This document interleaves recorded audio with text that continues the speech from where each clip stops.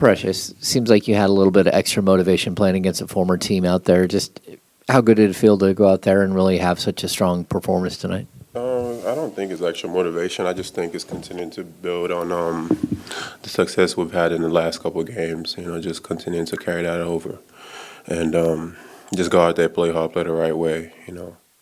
And that was the result. Where have you mainly seen that growth from you guys over this recent stretch? I think defensively, on both sides really.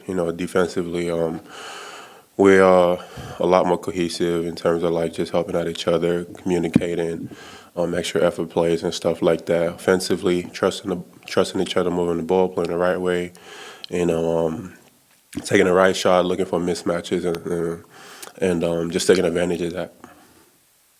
Obviously, you guys winning 3 in a row for the first time this season. I was asking Doug if this is something he feels like you guys can build off of. As a player, for someone on the outside of the game looking in, what is that like for a player? Like when you win 3 straight, is that something you feel like you can build off of, or is it just another game when you go to the next game?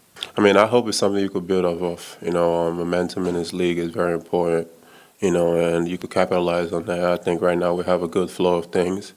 And we're going to try to continue to build on that. There's no guarantees in wins in this league. This league is very difficult to win. It's a very competitive league, so you could put yourself in a position to win by going out there, playing the right way, playing hard, and doing the right things. For much of this season, it's been one bad stretch or one bad quarter has been the difference in games for you guys. You've avoided that over these last 3 games. What do you attribute that to, avoiding those big slides? Just playing the right way. Like I said, we're playing a lot more together on both sides of the ball game, and we have a good thing going right now. So we understand each other, understand where everyone has got to be at the right time, at the right place, and we just have good rhythm and good understanding of individuals as well. We're playing to our strength. Precious, obviously you had 20 points tonight, but Doug said you hang your hat on the defensive end. How much do you think your defense was a credit to your offense today? Defense is something that I could hang my hat on any time of any day, any night. A lot of guys around the league talk about defense. I put myself up there with the best of them. Being able to guard point guards all the way through centers. This games if you look at the last 10 games or so, I've guarded pretty much every primary assignment has been every position from point guards to centers. So that I was guarding primarily point guards. Last game, Kevin Durant, you go back, the list goes on. But it's just something that, I think I'm up there with the best of them in the league and just continuing to get better in that position. Precious, when you guys start the way, you did this year and things are tough, I guess I'm wondering, was there a moment, whether something was said or unsaid, that the switch just kind of flipped and you guys just decided we're gonna, turn this around, play differently, kind of play with more energy and fight than you've had in the past? Like I said, there's been a lot of moving pieces, guys getting hurt, guys coming back from injuries, things of that sort, and it's kind of difficult to find a rhythm that way, you understand? So for us, it's been a lot of in and outs, and rotations. But I think right now we've been able to find something, that we could hang our hat on. And we've taken advantage of that in the last couple of games, and we just continue to look how we could build on that moving forward. Thank you, guys. Locker room's open, guys. You can go try that. Oh, my God. Thank you, God. Hey, Doug, the defensive effort, just so much better over the last 3 games. What do you make of sort of the switch that's been hit here, especially tonight, holding these guys to 8 of 41 from 3? They missed some shots too, but I will give our defense a lot of credit. They are in a sweet spot as far as the standard that we expect, making people feel us, touching, making sure that we're up to the level, grabbing, making sure that we're forcing reds, not just point switching.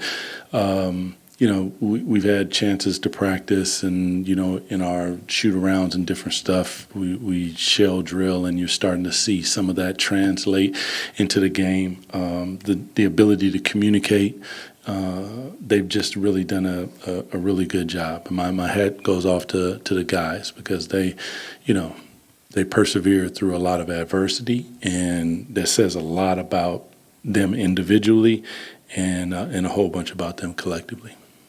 Doug, you talked about it just a second ago, but your guys obviously have played through a lot of adversity this year, the team as a whole. Winning 3 in a row for the first time this year, do you feel like this is something that you guys can build off of? Like, is there any way to capitalize on that or kind of bottle that up, or is that not really possible? Our league is funny that way.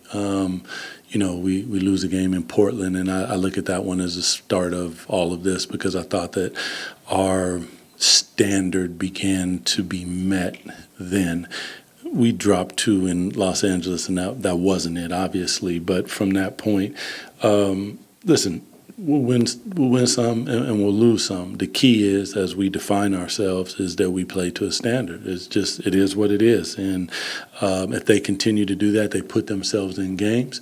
And once we are in games, then we really learn about ourselves as far as closing and target basketball and really taking advantage. And we've seen it the last couple games where, guys slowed down, made sure that we got proper spacing, got who we wanted in pick and rolls, and then shared the basketball at the same time, and you knocked down some shots. Doug, a little bit of unique defensive matchups today, throwing Russ on Cat when Brunson was out there, having Precious on him, and a big on Josh. What was sort of the logic there, and how do you think that played into your guys' favor tonight? One of our sisters, Chris Darnell, this was his scout. We talked about it. One of the things is, obviously, when you look at the pick and roll with Brunson and Karl Anthony Towns, Precious is shown himself to be a Swiss Army knife on the defensive end. He's guarded a lot of different people. So he picks him up. He's pressuring. Cat goes to set the pick and roll. Now Russ is in front of him. We read it underneath.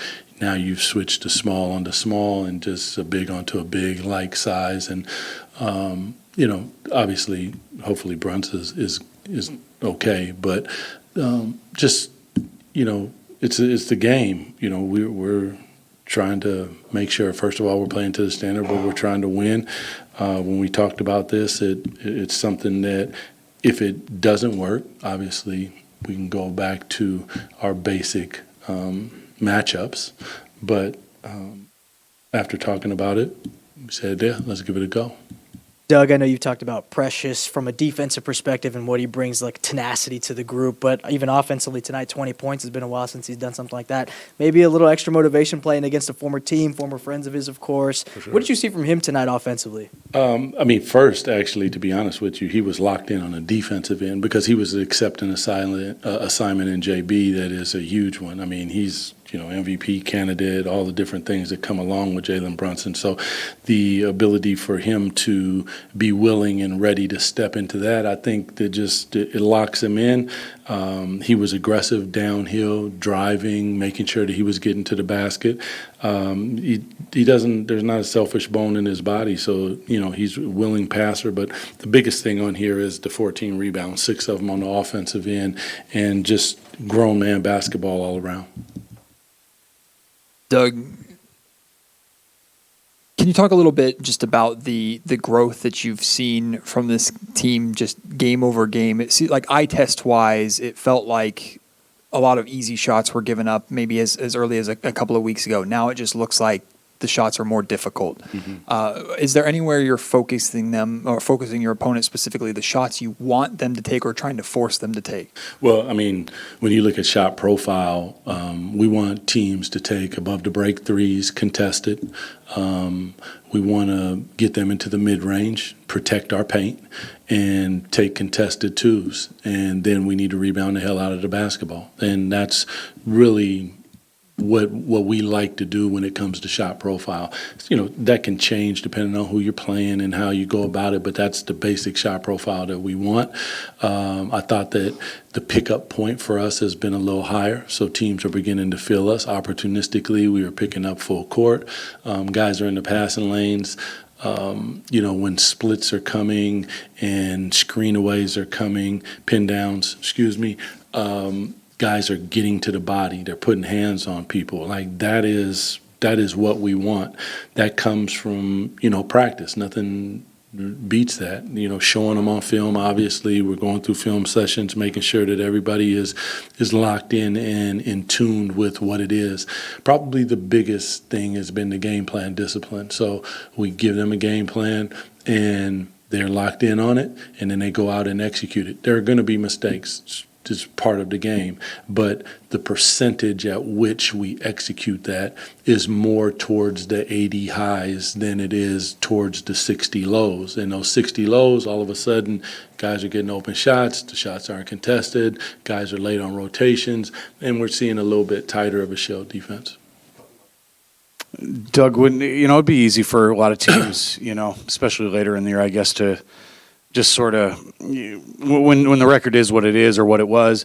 Like I'm just kind of wondering, do you think you've got veterans who are saying like enough is enough, like we're not down with this, or do you feel like you've got young guys with something to prove, guys who are out there bringing a certain energy that is kind of everyone's feeding off of and giving life to the rest of the group? Yeah, I think it's a bit of both, to be honest with you. Like when I talk to Debo and when I talk to Russ, and they truly believe. And that is, it's a powerful thing. Belief is truly powerful.